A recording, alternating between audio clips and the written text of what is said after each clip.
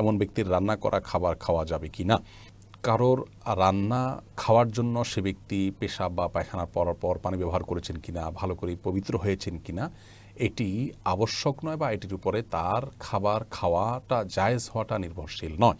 এটি আপনার রুচির ব্যাপার একান্ত। কেউ পেশাব বা মলত্যাগের পর তিনি যদি ভালো করে সাবান দিয়ে হাত না ধোন, তিনি যদি ভালো করে পরিচ্ছন্ন না হন, তাহলে সেক্ষেত্রে আপনি তার খাবার খাওয়া না খাওয়াটা একান্ত আপনার রুচির ব্যাপার। আপনার রুচি যদি না কুলে আপনি খাবেন না, রুচিতে কুলালে আপনি খেতে পারেন।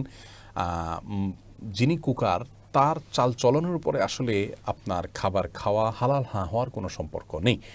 অনেকে বিশেষ করে গ্রামাঞ্চলে দেখা যায় যে এটা নিয়ে বাড়াবাড়ি করেন, বলেন যে অমুকের হাতের রান্না খাবো না কারণ আমি জানি না সে পেশাব করে পানি ব্যবহার করে কিনা, তিনি টয়লেটে ভালো করে পরিচ্ছন্ন হন কিনা। মূলত এরকম কোনো কিছু শরীয়ত আমাদেরকে নির্দেশ করেনি।